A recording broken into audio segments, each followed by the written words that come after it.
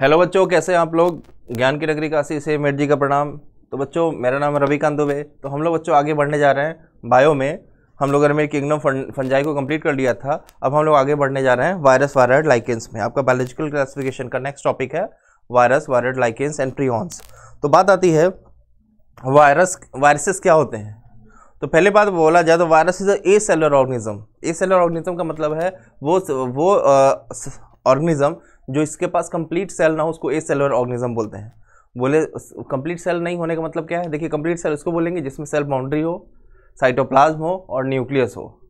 Boundary हो और cytoplasm हो और क्या हो, न्यूक्लियस हो। तो वायरस के अंदर उसका साइटोप्लाज्म ही नहीं पाया जाता है। जब साइटोप्लाज्म नहीं पाया जाता है तो वायरस को अपनी एक्टिविटी करने के लिए, जो फंक्शन परफॉर्म करने के लिए दूसरे के सेल के साइटोप्लाज्म की जरूरत पड़ती है। इसलिए वो सेल के बाहर है तो वो नॉन लिविंग की तरह बिहेव करेगा, और सेल के जैसे ही अंदर पहुंचेगा वो लिविंग की तरह बिहेव करता है। क्यों? क्योंकि दूसरे सेल का साइटोप्लाज्म यूज करके वो अपनी एक्टिविटी को परफॉर्म करता है। क्योंकि cytoplasm is a main area of cellular activity, मतलब सेल में जितने भी फंक्शन होंगे वो सारे साइटोप्लाज्म के अंदर होंगे। इसीलिए साइटोप्लाज्म का होना मस्ट है।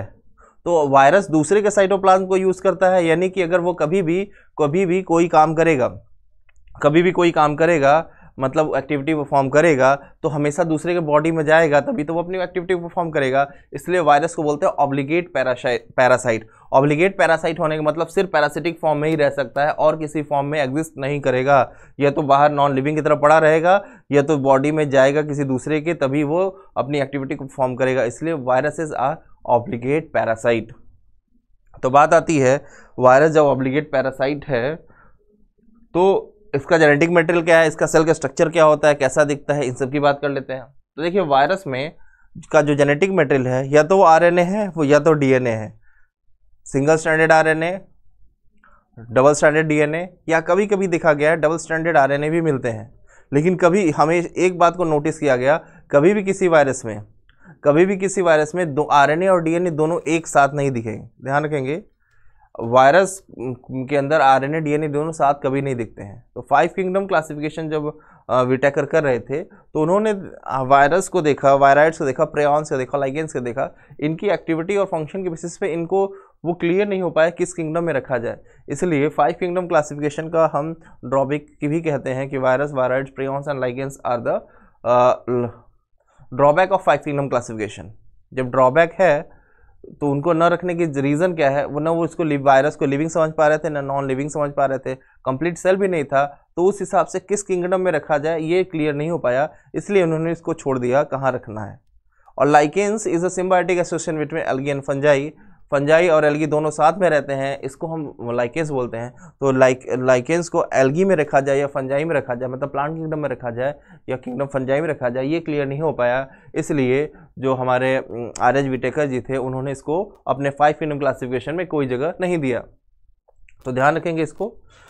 वायरस जो होता है बॉडी के बाहर इनर्ट क्रिस्टलाइन फॉर्म में रहता है, लिविंग सेल के बाहर। इसलिए जब अंदर जाता है तो अपनी एक्टिविटी शो करता है, बॉडी के अंदर या सेल के अंदर जाता है तो इसलिए इसको ऑब्लिगेट पैरासाइट कहते हैं।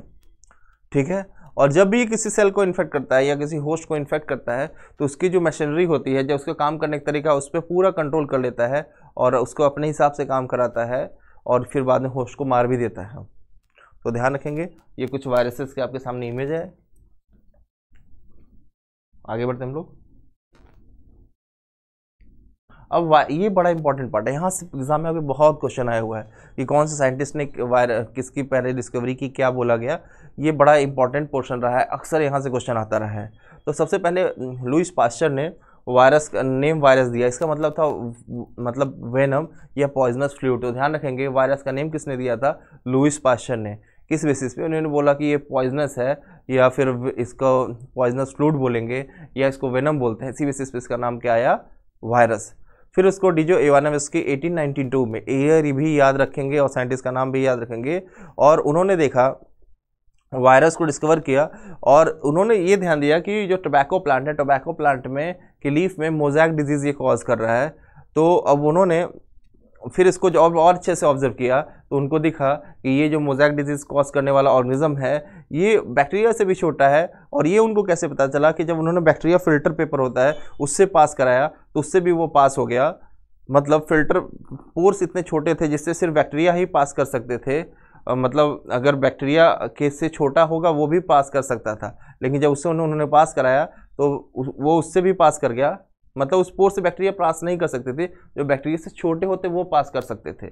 तो अब जब उन्होंने उससे पास कराया तो वायरस उसके थ्रू पास कर गया, तो इससे पता चला कि जो मोज़ेक डिजीज टोबैको में कॉज कर रहा है वो क्या है, वो बैक्टीरिया से छोटा है। तो डीजे इवानोव्स्की ने 1892 में वायरस को टोबैको प्लांट से ऑब्टेन किया था और उन्होंने बताया था ये वायरस से भी छोटा है।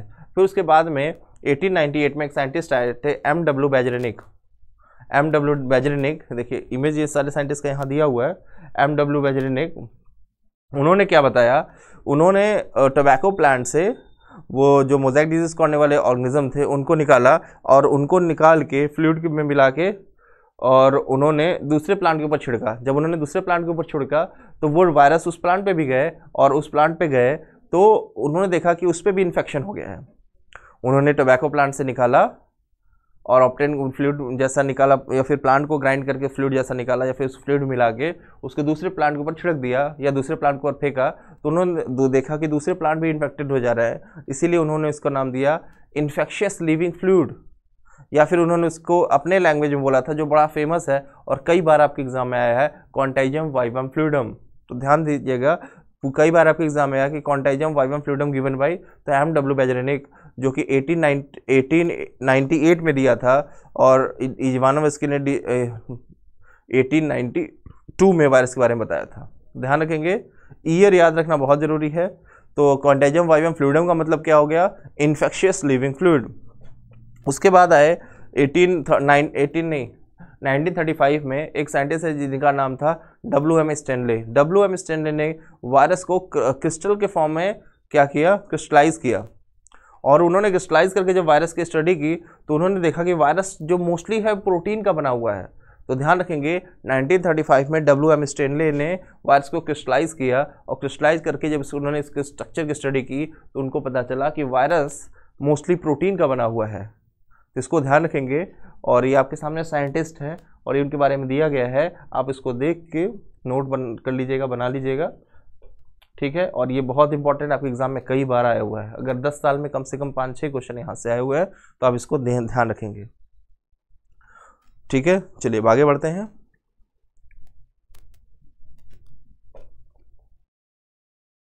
अब देखिए वायरस बना किसका होता है, तो बोले वायरस न्यूक्लियो प्रोटीन का बना होता है। न्यूक्लियो प्रोटीन मतलब कि उसके पास प्रोटीन की कोट होती है, उसके अंदर उसका न्यूक्लिक एसिड होता है। तो प्रोटीन और न्यूक्लिक एसिड का बना हुआ है, तो उसके लिए कॉमन टर्म यूज़ करते हैं न्यूक्लियो प्रोटीन। तो उसका जेनेटिक मटेरियल जो होता है या तो डीएनए होगा या तो आरएनए होगा। बोथ डीएनए आरएनए नहीं होगा, ये दिमाग में आप बैठा लीजिएगा। और उसका जेनेटिक मटेरियल ही मेन इन्फेक्शियस होता है, प्रोटीन इन्फेक्शियस नहीं होता है उसका। तो प्रोटीन कोट के अंदर उसका न्यूक्लिक एसिड होता है, या तो डीएनए होगा या तो आरएनए होगा, इसलिए बोलते हैं virus is a nucleo protein, ठीक है। और उसके जो प्रोटीन कोट होते हैं उसका नाम होता है क्या, कैप्सिड। अब वायरस के स्ट्रक्चर को देखिए जरा, ये देखिए इसका न्यूक्लियो प्रोटीन है, आरएनए है, ये एक इन्फ्लुएंजा वायरस है, ठीक है। और इसकी जो ये प्रोटीन की कोड है जिसको क्या बोलते हैं, कैप्सिड बोलते हैं, ठीक है। चलिए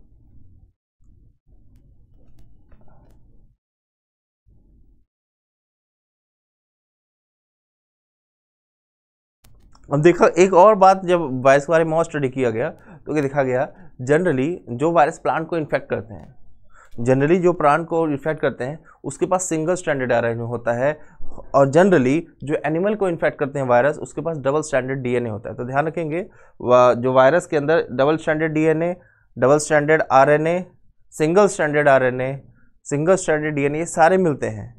लेकिन मोस्ट ऑफ द केस में सिंगल स्टैंडर्ड आरएनए मिलता है और डबल स्टैंडर्ड डीएनए मिलता है। और सिंगल स्टैंडर्ड आरएनए वाला जो वायरस होता है वो प्लांट को इन्फेक्ट करता है, और डबल स्टैंडर्ड आरएनए वाला डीएनए वाला जो है वायरस वो एनिमल को इन्फेक्ट करता है, ठीक है। तो ध्यान रखेंगे। और एक वायरस है जिसका नाम बैक्टीरियोफेज। बैक्टीरियोफेज जो होता है वो वायरस बैक्टीरिया को इन्फेक्ट करता है, उसके पास जनरली डबल स्टैंडर्ड डीएनए होता है। तो यहाँ देखिए हर्पेस वायरस होता है जो कि हर्प्स डिजीज कॉज करता है। हेपेटाइटिस सी का वायरस है जो हेपेटाइटिस सी कॉज कर रहा है, ये बर्ड फ्लू कॉज करने वाला वायरस है। स्मॉल पॉक्स का वायरस है, ये इन्फ्लुएंजा वायरस है जो इन्फ्लुएंजा कॉज करेगा। ये कोरोना वायरस है। ये सारे वायरस के डिफरेंट इमेजेस हैं, ठीक है। और ये आपका बैक्टीरियोफेज वायरस है। ध्यान रखेंगे, इमेज रखिए, क्योंकि बैक्टीरियोफेज आपके बुक में दिया हुआ है और पूछ लिया जाएगा कि ये किसका इमेज है, तो ध्यान रखेंगे इसको।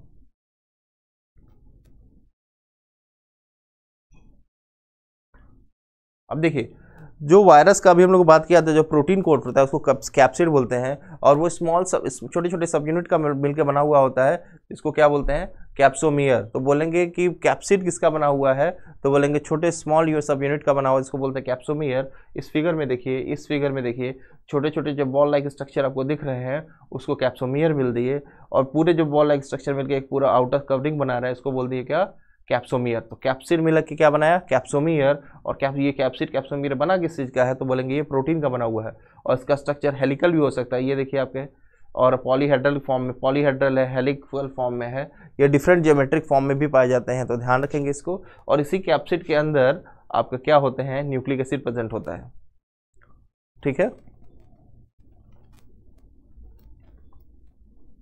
अब ये डिफरेंट डिजीज देखिए, मम्स है, smallpox, influenza, AIDS, herpes, तो ये सारे डिजीज़ हैं, ये उनसे होने वाले, ये एनिमल में होने वाले डिजीज़ हैं, और ये प्लांट में होने वाले डिजीज़ हैं। प्लांट में mosaic formation, leaf loading, leaf curling, yellowing of when, curling, dwarfing, stunt growth, ये सारे प्लांट डिजीज है। तो पूछ लिया जाता है आपके एग्जाम में, which of the following is animal disease और प्लांट डिजीज, तो इसको भी आप ध्यान रखेंगे।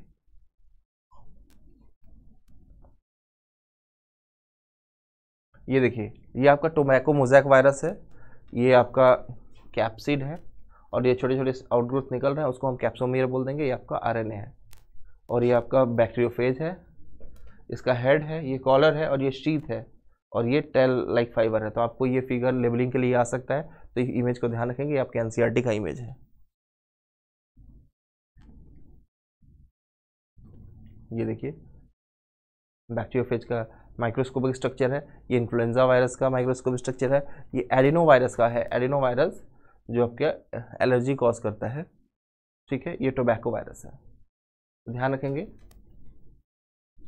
ये आपके सामने इमेज दिया गया है, बाहर वाला प्रोटीन का बना हुआ, अंदर क्या है आपका आरएनए या डीएनए है। तो वायरस को अच्छे से देख लीजिए, जिससे आपका एक वायरस के लिए दिमाग में इमेज बन जाए कि वायरस बना किसका हुआ होता है और कैसा इसका स्ट्रक्चर होता है, ठीक है। अब आते हैं हम लोग वायरस के बाद वायरॉइड्स में। अब देखा गया कि वायरॉइड्स जो होते हैं वो इन्फेक्शियस एजेंट ये भी होते हैं, लेकिन वायरस और वायरस में फ़र्क देखा गया कि इसके ऊपर प्रोटीन की कवरिंग नहीं होती है। जैसे वायरस में आरएनए और प्रोटीन दोनों होता था, प्रोटीन के अंदर आरएनए होता था, तो यहाँ देखा गया कि यहाँ प्रोटीन नहीं है, सिर्फ आरएनए है, और वही आरएनए इन्फेक्शन कॉज कर रहा है, और वो आरएनए का जो मॉलिक्यूलर वेट होता है वो कम होता है, लो मॉलिक्यूलर वेट का आरएनए होता है। तो ध्यान रखेंगे, virus do not have protein code but virus have RNA with low molecular weight, और वो भी इन्फेक्शन कॉज करता है, और ये वायरस का मॉलिक्यूलर वेट कम है, साइज में भी वायरस से छोटा होता है, ये भी ध्यान रखेंगे।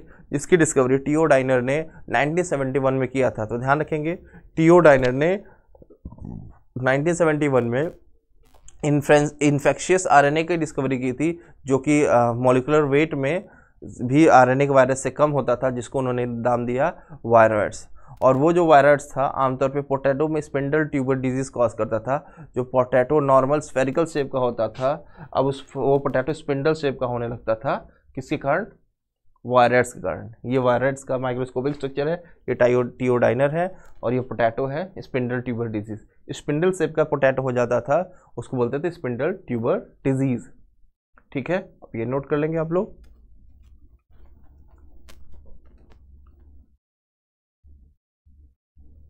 अब आते हैं हम लोग प्रायॉन्स को भी एक बार सुन लीजिए जरा। प्रायॉन्स क्या होता है, वो इन्फेक्शियस लिविंग एजेंट होता है। अभी हम लोगों ने वायरस में पढ़ा आरएनए और प्रोटीन दोनों होता है, और वायरॉइड्स में अभी हम लोगों ने देखा लो मॉलिक्यूलर वेट का सिर्फ आरएनए होता है। लेकिन प्रायॉन्स को देखा गया, प्रायॉन्स में ना आरएनए है, आरएनए नहीं है, वहाँ सिर्फ प्रोटीन है। वो भी प्रोटीन कैसा है, एबनॉर्मली फोल्डेड प्रोटीन है। Prions is abnormally folded protein, जो एनिमल में डिजीज मेनली कॉज करता था, वो भी न्यूरोलॉजिकल डिसऑर्डर, ठीक है। तो ये ध्यान रखने वाली बात है। और जैसे ह्यूमन में डिजीज करता था सीआर जैकब डिजीज, इसको सीजेडी बोलते थे, या उसी को बोलते हैं बोवाइन स्पंजिफॉर्म इंसेफेलोपैथी। तो ये ध्यान रखने वाली बात है। और एक मैड काउ डिजीज़ भी कॉज करता है। तो ये सारे डिजीज़ आप नाम रखिएगा। बोवाइन स्पंजिफॉर्म इंसेफेलोपैथी, इसको CR जैकब डिजीज़ बोलते थे।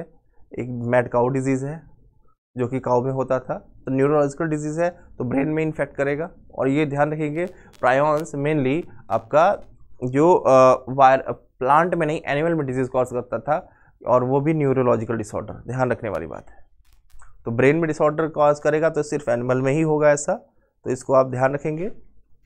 हम बात करते हैं लाइकेंस की। लाइकेंस क्या होता है? ये सिम्बायोटिक एसोसिएशन होता है एल्गी और फंजाई के बीच में। अभी हम लोगों ने बात किया था एल्गी और फंजाई के बीच में सिम्बायोटिक एसोसिएशन होता है, जिसको हम लोग क्या बोलते हैं? लाइकेंस बोलते हैं। और जो फंगल पार्ट होता है उसको बोलते हैं माइकोबायंट, और एल्गल पार्ट को फाइकोबायंट। तो ध्यान रखेंगे, यहाँ बच्चे गलती करते हैं, उल्टा पुल्टा बोलते हैं।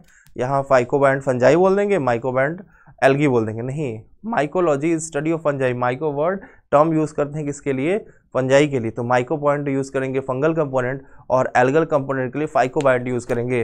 और जो एल्गल कंपोनेंट होता है वो ऑटोट्रॉफिक होता है, और जो फंगल कंपोनेंट होता है वो कैसा होता है? हेट्रोट्रॉफिक होता है।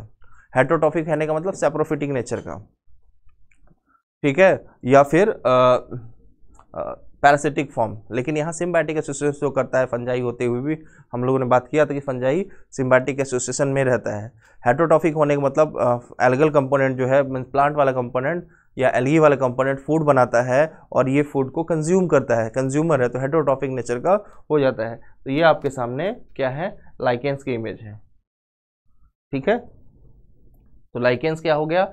Symbiotic association between algae and fungi. अब लाइकेंस क्या करता है? लाइकेंस में जो फंजाई है, फंजाई को रहने की जगह मिल गई, खाने को खाना मिल गया। खाना कौन बना रहा है? एल्गी बना रही है, और रहने को जगह मिल गया। और ये कौन कर रहा है? ये कौन दे रहा है? एल्गी दे रहा है। लेकिन फंजाई क्या कर रहा है? फंजाई मिनरल्स को एब्जॉर्ब करके एल्गी को दे रहा है। और क्या कर रहा है? जो एक्सट्रीम जब वाटर कमी होने लगती है तो मॉइस्चर को मेंटेन करके रखता है, इसको ड्रॉट से बचाता है, सूखे से बचाता है। या और क्या करता है? इसको अदर डिजीज कॉजिंग माइक्रोब से भी बचाता है।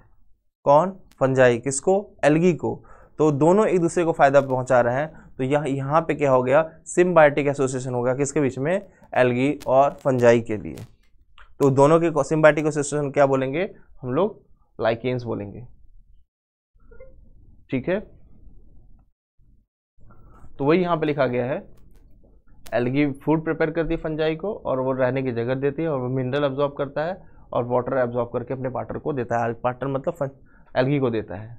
और लाइकेंस जो होता है बहुत अच्छा पॉल्यूशन इंडिकेटर होता है। वो जनरली उस एरिया में ग्रो नहीं करता है जहाँ बहुत ज़्यादा पॉल्यूशन होता है। स्पेशली अगर पूछा जाए कौन सा पॉल्यूशन, तो बोलेंगे SO2 पॉल्यूशन इंडिकेटर होता है। तो SO2 पॉल्यूशन को ये नहीं होने देगा।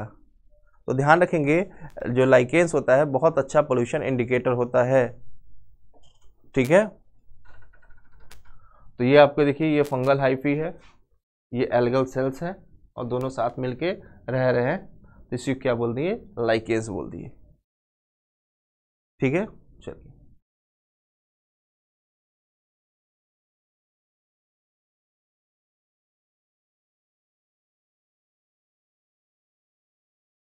ठीक है बच्चों।